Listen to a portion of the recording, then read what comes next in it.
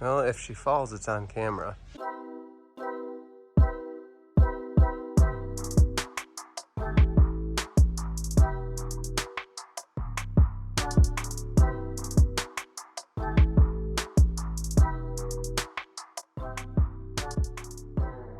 I've got the railings all through drilled and a bolt, it's a 1/4-inch deck bolt, through the floor with a washer and a locking nut behind it. Corey, the wonderful Miss Corey, oh my, went around and she put a washer and a nut on all of them. So now I'm gonna go around. I use a crowbar. If you don't want to damage the floor, just get, this is a piece of plastic or a piece of cardboard, and you can put it underneath so you have something to pry on, and I can lift that right up and I can slide that fence riser. This goes for any boat really that you're refurbishing, restoring. If you put a new floor on, this is the easiest way I found to get the railings back on, because they're in big sections. We have a big corner with a straight panel and a door, so it's a lot of weight and pressure. I'm gonna use the pry bar, lift up gently, slide them under, and I'm gonna go around the whole boat now, rise the fences, raise the roof, rise the fences up, raise the fences up, same difference. What that allows this to do, combined with this flooring, the vinyl, is it allows water to run through, it allows air to pass through. It's gonna keep your floor dry, it's gonna keep moss and mildew and crud from gathering, dirt from gathering. This is the best part, one of the best parts of vinyl flooring, is the fact that now it becomes completely washable easier. These work with carpet too, but what we find when you get into the big plush carpets, these eventually just kind of sink into the plywood and the carpet, and we don't get that passage of air. So I'm gonna go around and put these in, and then we just go back through, and we'll tighten all of these nuts and bolts all the way around so our railings are secure. What you eating? What do you think of the uprights? They are gonna be sharp up there. That black is gonna go really well with the rest of this boat. Yeah, now that I think about it, I think we should have just left it. You're fired. Corey's got the torch going underneath, getting the tar to soften up, and then it just peels right off. If you try to scrape that without heat, it is a bit of a nightmare, isn't it? She puts her earbuds in so that she doesn't have to talk to me. What did you say? I just said you're awesome. Hey.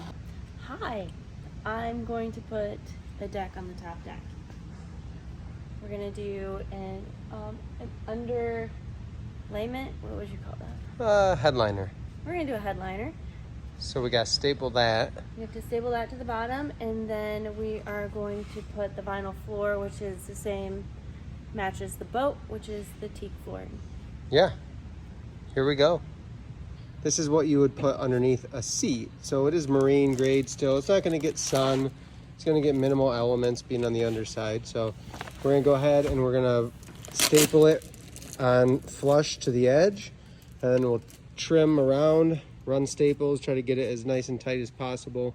The staples won't show because the board's going to rest on cross members and on the lip. On this side, cross members going across. So we don't have to worry about the staple showing. All it's going to show on the bottom is the black headliner. Help, I'm stuck. Ruby, come here. Help me. Help me.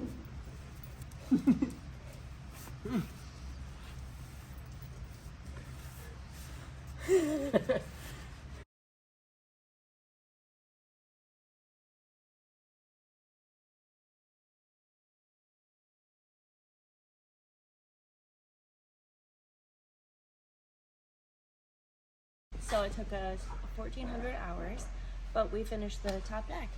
Look at that. It was not 1,400 hours. It's beautiful. It really does look great. The trim fits in there really nice. Don't mind this. There's some mind metal. This. Sawdust. Yeah, and metal shavings. But yeah, this is going to match really well with the lower deck. Same vinyl, really sharp.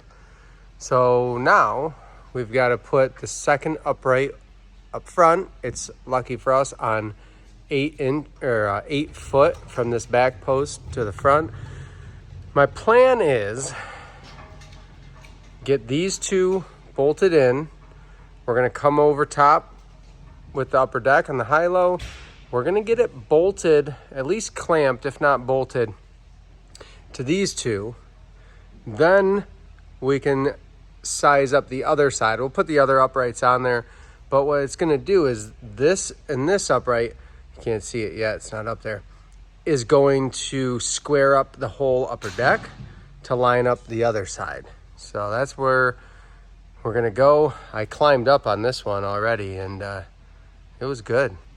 I mean, if you want to inspect cavitation, you have to check it from all angles.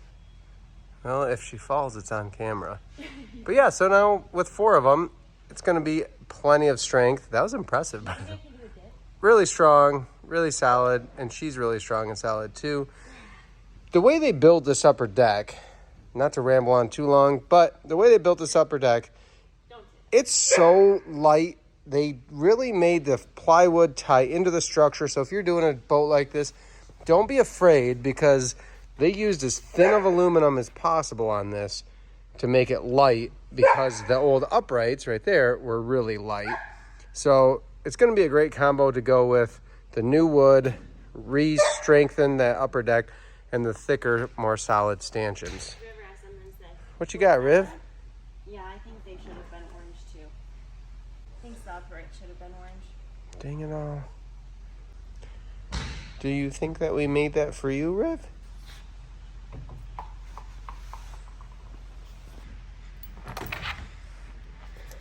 You're a good boy. When we disassembled this boat, there was nothing for the uprights actually bolted into the floor. We rebuilt the uprights to bolt into the floor. I'm going to use this is a heavy 3/16 inch back plate that's going to tie the bolts from the top side through and give it something just way more rigid to hold everything in place for the long run. It's amazing that it lasted as long as it did, but we get a chance to rebuild it. We're going to build it even sturdier. So backing plate goes on, and then a washer and a nylock nut so this thing never comes apart. How many washers? Just one on each is plenty.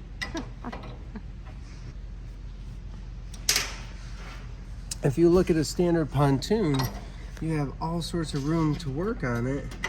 And on these U-shaped pontoons, it's not just JC. Yeah. Lowe did it, Landau, there's a few of them out there. But there's just no room.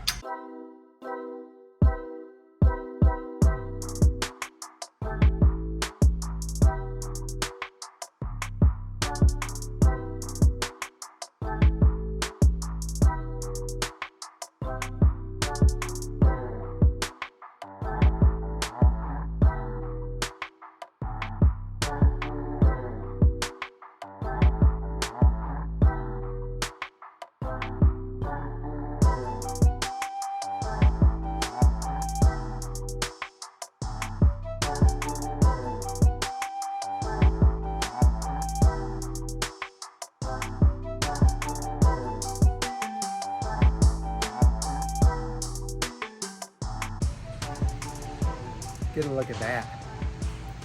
Everything is bolted in. That is exactly where we're keeping the helm. It's a new look. It's a backwards driving kittywampus boat. Definitely prevents cavitation. When you get your upper deck reinstalled, there's only one thing to do. Don't scratch the paint with those Skechers. I like it. Ready. Now to the inside. One more thing. Please do not call or email me and ask me to build you an upper deck for your boat. I'm not going to do it. I mean, if it was already built, we'll take it apart and put it back together. This was just making an old one work.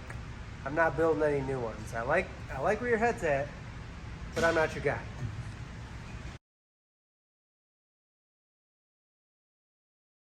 So when you look at your wiring harness, there are three ends actually. You have your front, your middle, and then your very back. So your middle, which is going to go to the helm, is going to look like this. It has a lot of connections to it. This is going to be for your stern light. It is a blue and gray. So that can stay with your middle part for now. And then when you get back here, you have the connections to your battery. And you also have a brown and gray, light brown, and or a orange. black. Is it orange? It's orange. Oh, nice. She gotta get her eyes checked. Oh no. I only know Tennessee orange, so. It's that brown. is- It's brown and orange. I that's promise. not orange. Battery. This could be for a live well or any other accessories you want back towards the back of the boat. This could be for LED lights Mm-hmm. if you want to get fancy. And then when we come up here, you'll see two splits. One is shorter that stays on your starboard or starburst side. And then this goes to your port side. It's longer so it can go all the way across the boat. When you look at these, this is for your horn.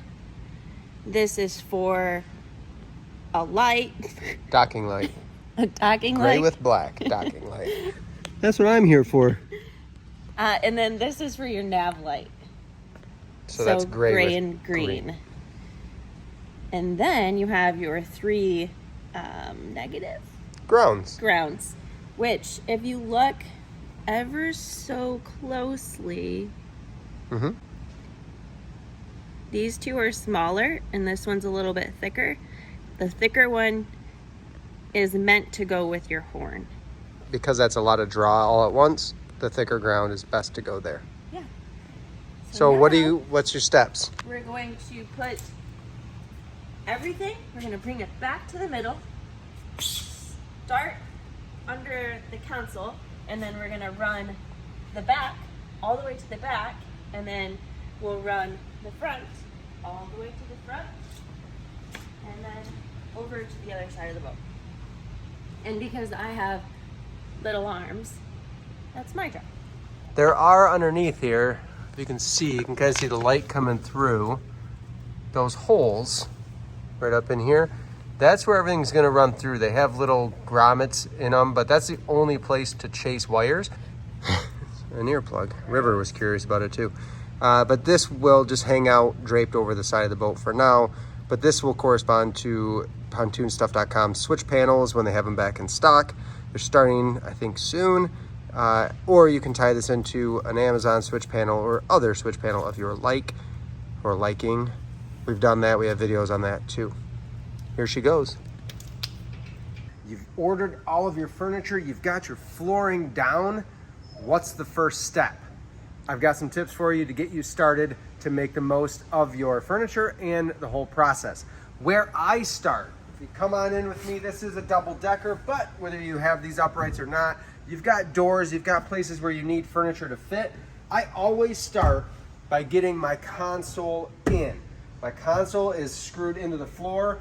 Then, if you're using a large console, you've got your base in, I can go ahead and remove the top, and I'll be able to take this off the boat to install the gauges and control box and everything, make my cutouts.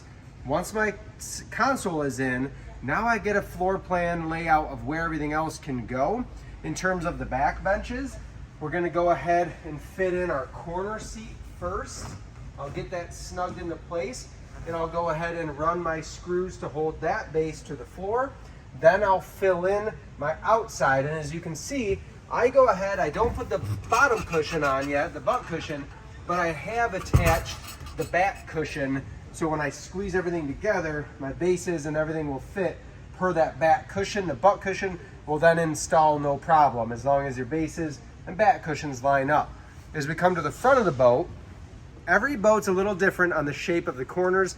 This is the luxury seating with the gray and charcoal accent. These lean back seats really can't fit into a front corner. Obviously this is a wide radius, but even if you have a traditional, we call it a 28-inch corner, that tighter corner with a little bit of round, these still will not fit up in the front corner. You'd need to do an armrest or a 28 corner. These fit great as an end cap right next to a door or an open space, but I'm gonna come to the front first and get my front seats or armrest installed first, and then I can work back from there. I'm gonna do that on both front corners.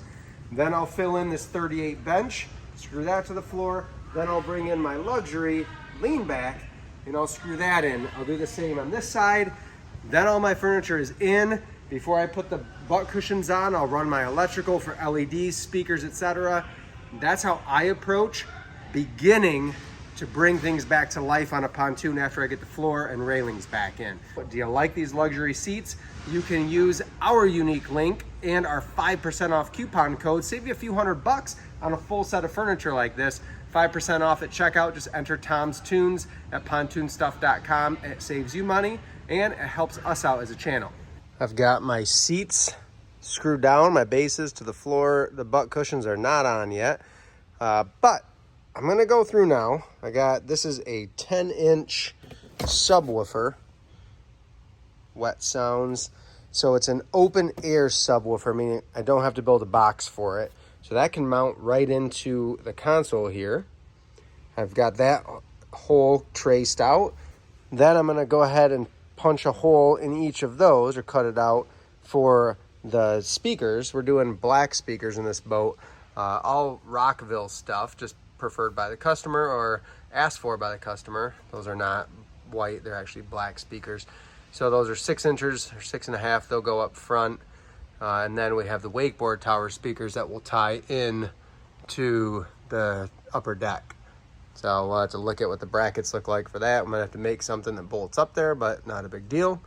So I'm gonna go ahead and go through, cut out all my holes right now, get my speakers installed, not wired yet. And then I can start chasing wire underneath the boat. We gotta do our underseat LEDs. We'll show you how we do that. Get this interior basically wired. I'll get my front docking lights and my side mount LEDs in. We're gonna do all that today. This boat's gonna be electrically started to a good point today. Then we can tackle the battery setup and the fuel tank that'll go behind those back seats. I'm gonna show you in this video how to get started with underseat LEDs from pontoonstuff.com. I've got a 38-inch bench seat here, and per my kit, I have a 95-centimeter LED light strip. Something important to note on this is that I can cut this at any of these copper marks. There's a little scissor logo on there. I can cut that. I like to tape them off when I cut there, just to prevent any moisture from getting in.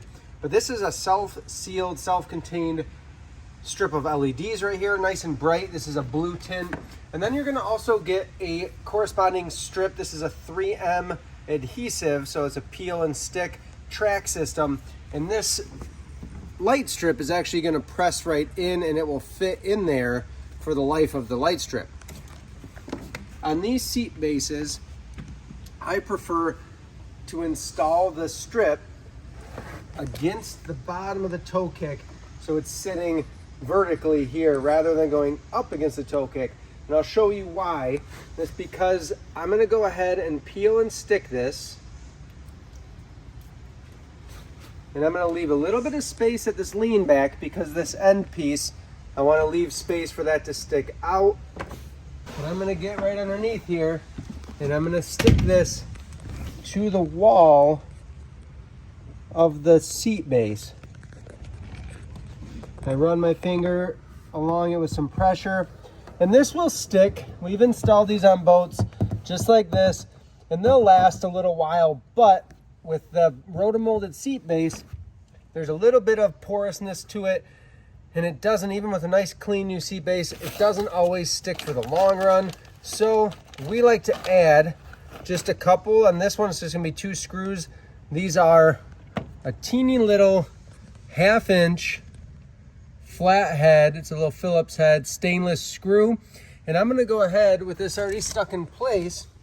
I'm gonna take a small Phillips head bit, and I'm just gonna run it in 2 spots through this middle of the strip.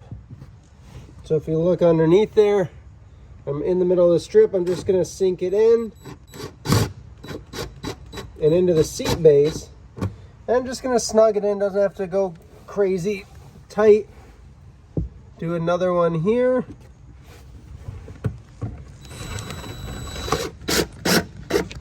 Remember, I have not installed my LED strip yet. That's just the bracket or the 3M adhesive strip that I'm installing. Now, I'm gonna take my LED strip and I'm gonna start at one side and I'm simply gonna press it in to that track system. And you'll be able to press it, it'll still lock in where your screws are, even though they're risen a tiny bit. It'll still press right in there, no problem. And as you can see here, we've got a little bit of extra LED. So what I'm gonna do, I know I need to take off about 1 inch or 2 of the end. So I'm gonna go ahead and cut that. And then this will sit right on this bench seat where I want it.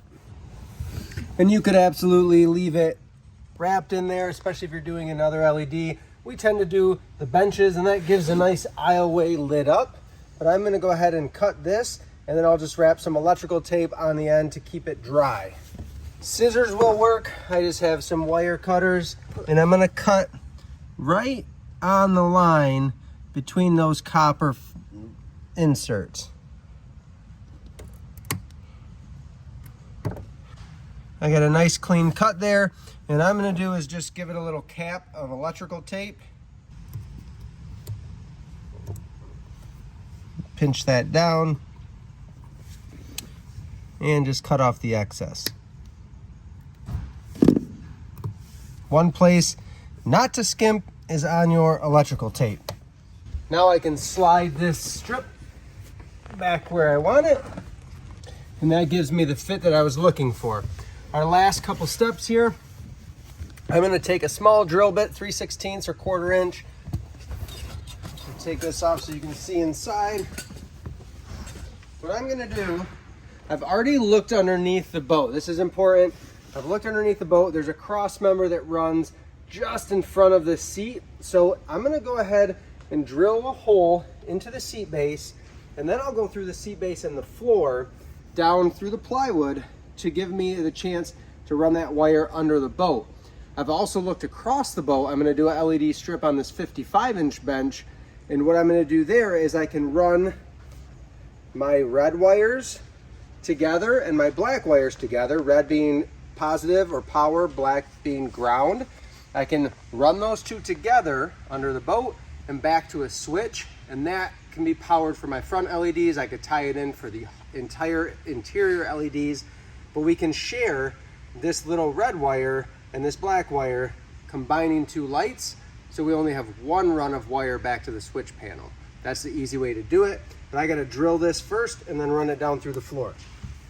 I put my hole just past where the strip ends, and then I'm gonna run it just in the corner down here where it's out of the way.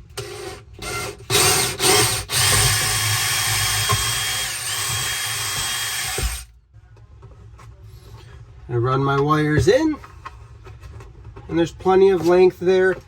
I'm gonna run them down through that hole in the floor.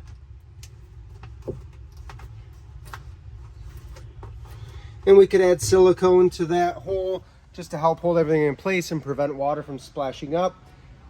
Now all I have to do is run a wire connecting the red and black to the red and black of this LED strip, and then I'll take a red and black back to the power at the switch panel, and I can wire it right to a switch for accessory lights.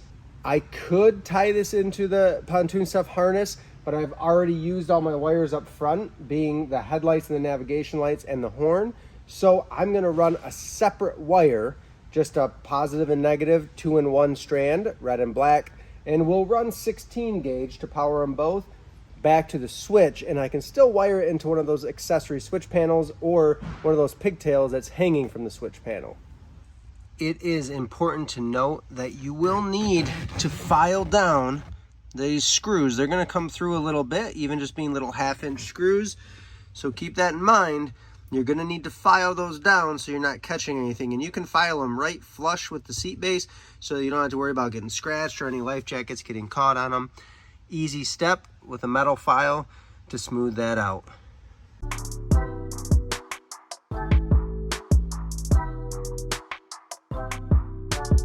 And for evening cruises, I don't know if it gets much better than having that accent lighting. It works as courtesy lighting in the front as well as in the back under that L couch. Just really lights things up, makes the mood a little more fun. Big thing that you're going to run into when you install any console or reinstall your old console even is, where am I going to put my holes? Your old console might already have a hole through the console. It might just sit on the deck and the deck is exposed. That's easy enough. We're going to go ahead. I know that my cross members are right on this back edge of the console and then in front. So I have this whole area wide open deck wise. I don't have to worry about hitting any structure. I'm going to go ahead and run 2 3-inch holes. And I'm going to run them over them. I know my shift throttle control on this is a binnacle. It's going to go right about here. So I'm going to have shift throttle cables coming straight down in. It's going to get hydraulic steering, so I don't have to necessarily take into account a big sweeping bend or this big stiff steering cable like a rotary cable getting in the way. So I'm going to actually go ahead and position a rigging boot for each application. I know I need to get my control cables down through the floor, a nice soft bend down through. So this boot on the far side will get put in. I'm going to put a 3-inch hole through the console, through the wood floor, and down. And then I'm going to plan on my hydraulic steering lines, likely my other ignition harness, any gauge harnesses, anything else that needs to go in through the floor for the motor. But this will give me 2 access points to run my shift throttle cables, plus some of my accessory wires, my accessory electrical harness. I'm going to have some big heavy gauge wires coming from the battery bank up here for an amplifier for the stereo system. So I'd rather just go ahead and make 2 holes, not the end of the world. We have the boots on them, so water's not going to get in here. This boat's getting underskinned anyway, so I don't have to worry about that. I'm going to go ahead, run my 2 3-inch holes, 2 of them, and then I can install these, just a rubber boot. You can get something just like this from pontoonstuff.com. I bought a whole bunch in bulk a long time ago, so I just use these, but they keep things dry, keep things organized, and if I put them in now, I don't have to worry about forgetting to run a wire through them later. Not that I've ever done that, I definitely have. But if I get them in now, any wire that comes upward through or down and through is gonna have to go through the rigging boot, and then I don't have to rerun stuff later because I forgot to put the boot on it.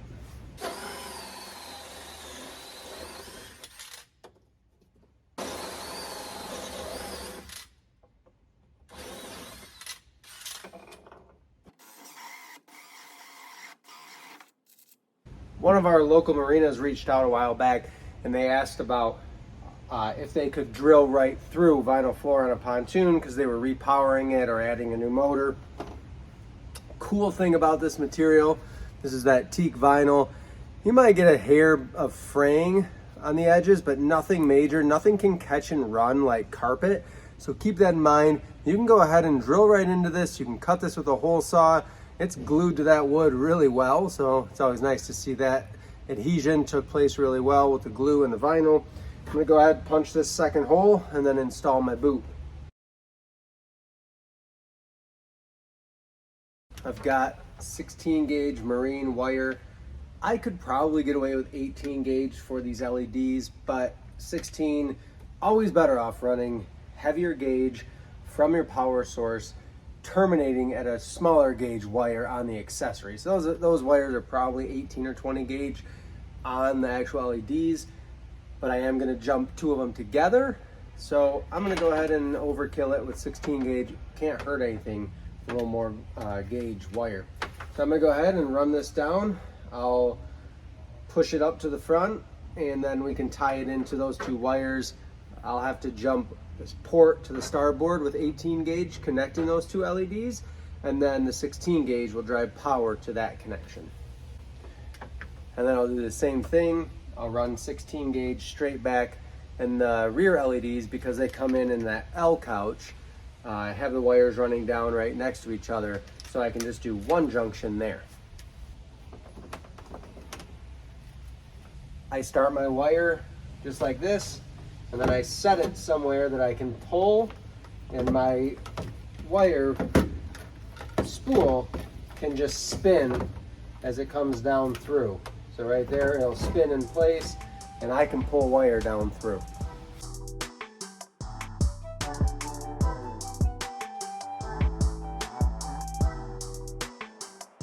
I've got my docking lights. Those are run and wired into the harness. I did take my Pontoon Stuff wiring harness, that accessory harness, and I had to pretty much separate everything in the front. The reason being, my navigation lights come down through these two uprights, so I had to run my black ground and my gray with a green stripe across through here. Well, my docking lights needed to come in front of this cross member and run across. So I had to pull those apart. Not a big deal, just keep a ground with the gray and the black for your docking lights, and a ground or black with a gray and a green for your nav lights, and voila, we can do that. So I ran that port side, that's what I pulled apart and ran across, and then I just kept that starboard side, the, how do people even say that? Is there a wrong way? Starboard, starbird? I like board, that's usually what I say. Sometimes I just say starboard so that no one can really even tell what I'm saying, but you know, star. Anyway, we always say the way to keep it in track is superstar drives. Starboard side is typically where the console is. So that's one way to remember. Anywho, I kept the short side. I had to pull there's the second docking light, so I ran that across. I had enough to go forward with that. And then I just have my bigger ground, which is for my horn with my orange and white. And then I have a smaller ground with my gray with green. That's gonna go to this navigation light right here. So I have my navigation light wire. It goes into the seat base and then down through the floor. I have that handy here. And then this is my horn wire. That is a black and then a black with a white stripe. The black with the white stripe is your power, and then your straight black is your ground. So we're using heat shrink butt splices on everything. That way it's gonna last forever. And we're just gonna go ahead and splice this up, run this into the harness. I'll trim a little bit off so I don't have a whole bunch of excess. And then the whole front of the boat is actually all wired, including my LEDs under the seats, my docking lights, my navigation lights, and my horn. Then we go to the back, get those LEDs in, and then kind of keep clipping right along.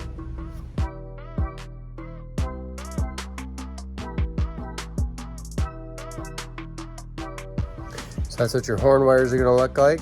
That white stripe with the black, that's going to my orange with the white stripe, and then solid black to solid black. Shrink them up.